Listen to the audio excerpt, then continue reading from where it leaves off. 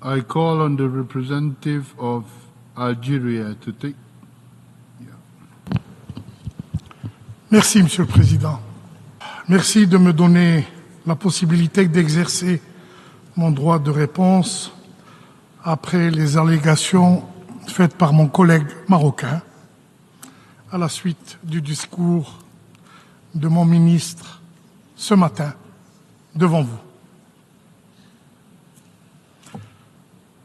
Et je voudrais rappeler que depuis l'indépendance de mon pays, l'Algérie, en 1962, c'est-à-dire il y a 62 ans, il ne s'est pas passé une seule Assemblée générale des Nations unies sans que mon pays ne revendique le droit inaliénable à l'autodétermination des peuples encore sous domination coloniale.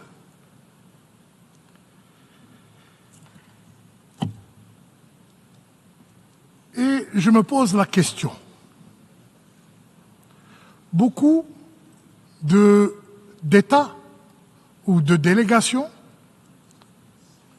ont évoqué la question du Sahara occidental du haut de cette tribune.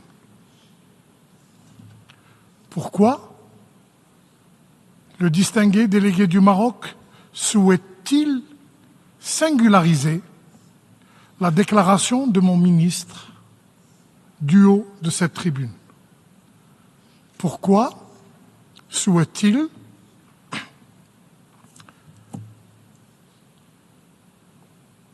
évoquer le nom de l'Algérie plus d'une vingtaine de fois en 10 minutes?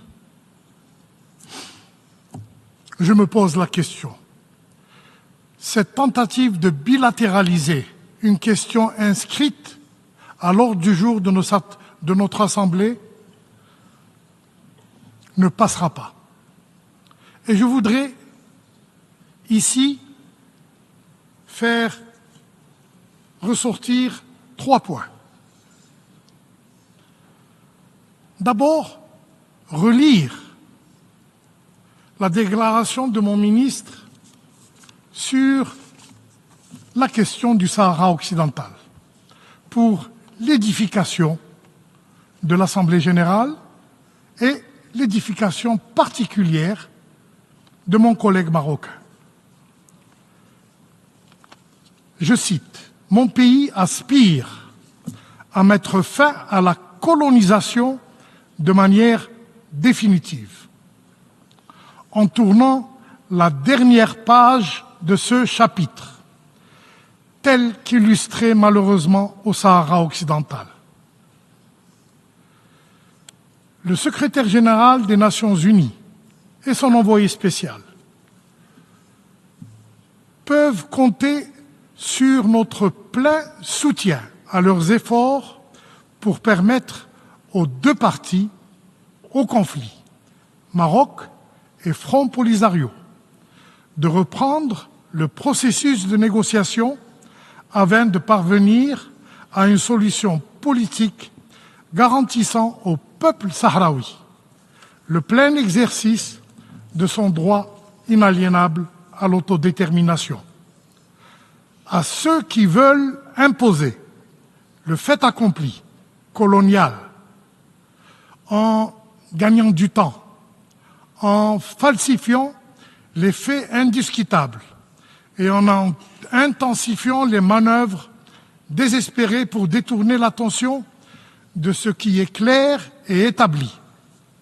Nous, Algérie, réaffirmons que la colonisation finira tôt ou tard par disparaître et que les droits légitimes du peuple sahraoui finiront indéniablement par être reconnus. Ceci est le premier point. Le deuxième point, Monsieur le Président, c'est que les Nations unies, à travers l'Assemblée générale, à travers le Conseil de sécurité, ont bien entamé cet ouvrage de décolonisation en créant la MINURSO, la mission des Nations Unies pour le référendum au Sahara occidental.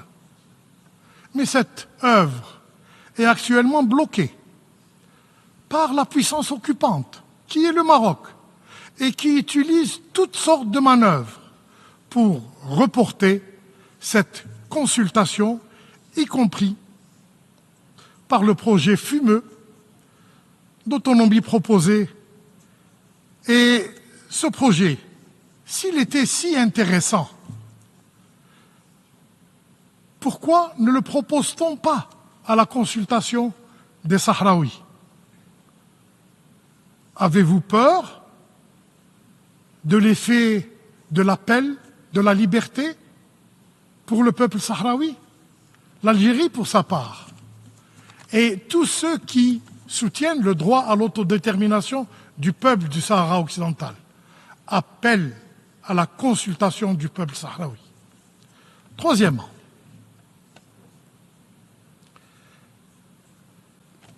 le processus politique.